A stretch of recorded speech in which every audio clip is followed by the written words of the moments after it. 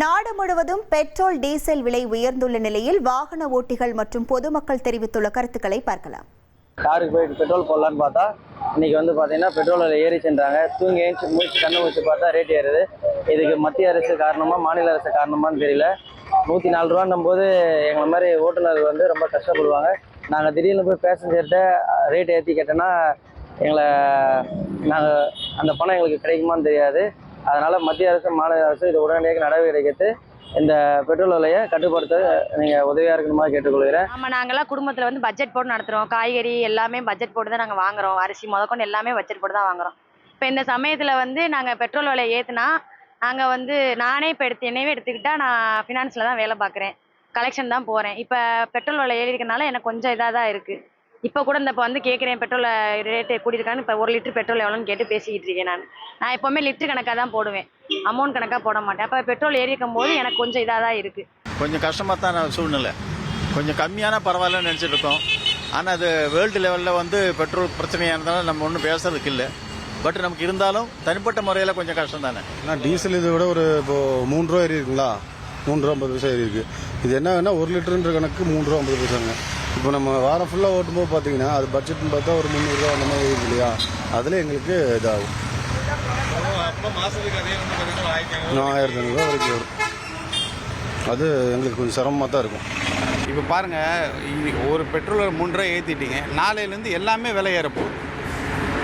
A to Z நீங்கள் காலையில் எழுந்திருக்கிறது நைட்டு படுக்கிற வரைக்கும் என்னென்ன யூஸ் பண்ணுறது எல்லாத்துலேயும் விலை ஏற்றிடுவாங்க.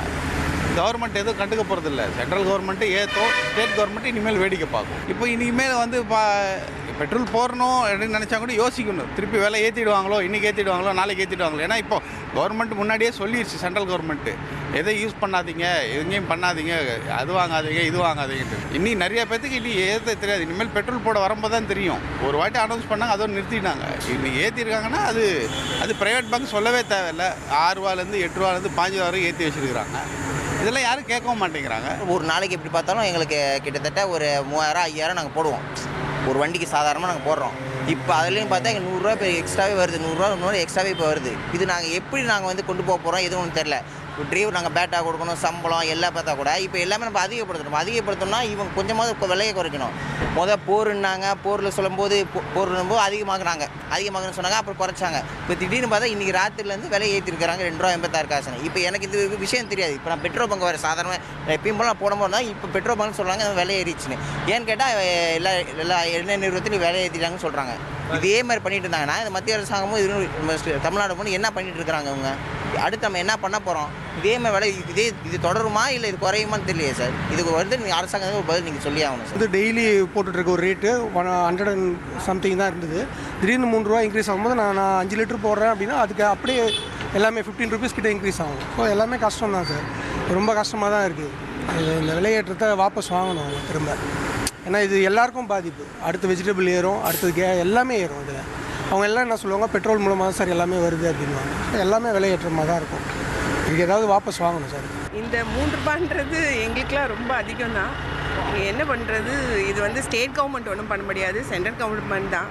இதில் தங்க வாங்கக்கூடாது அது இதுன்னு உடனே இப்படி சொன்னால் எல்லாம் திடீர்னு பண்ணால் நாங்கள் என்ன பண்ணுவோம்? எங்களுக்கு இதை வச்சு தான் என்னோடய பட்ஜெட், இதை வச்சு தான் இந்த மந்த் ஓட முடியும்னு இருக்குது. இதில் திடீர்னு இவ்வளோ இன்க்ரீஸ் வந்தால் நாங்கள் எப்படி டெய்லி ஆக்டிவிட்டீஸே பண்ண முடியும்? இது சென்ட்ரல் கவர்மெண்ட் இதெல்லாம் முன்னாடியே அவங்க இது பண்ணியிருக்கோம். இது போர் எவ்வளோ நாளாகுது. லோவர் சைடு மக்களுக்கு they should subsidize and at least not increase the rate of petrol and diesel. ஏன்னா திஸ் இஸ் ஆல் ரொம்ப அவசியமான இது. நம்ம வேலைக்கு போகிறோம், இப்போ காய்கறி வேணும், பொருள் வேணும் ஏதாவதுன்னா. ஸோ இது மட்டும் கொஞ்சம் பார்த்துட்டு, தெரியும் வேர்ல்டு ஓவர் ரேட்டு இன்க்ரீஸ் ஆகிருக்கு. ஆனால் நம்ம நாட்டை தான் பார்க்கணும். இவ்வளோ டெஃபிஷியட் இருக்குது, எவ்வளோ பொருள் ஃப்ரீயெல்லாம் தராங்க. அதோட இந்த சப்சிடி எங்கே கரெக்டாக போய் சேருதோ மக்களுக்கு, இதில் கவர்மெண்ட் ஷுட் சப்போர்ட்.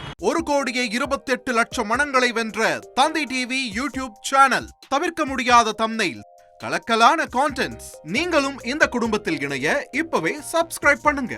அசுரபலம் கொண்ட எங்கள் டிஜிட்டல் கரங்களில் உங்கள் விளம்பரங்களை சேர்க்க வாட்ஸ்அப் பண்ணுங்க. 8939888838. Email advttv@dttv.in.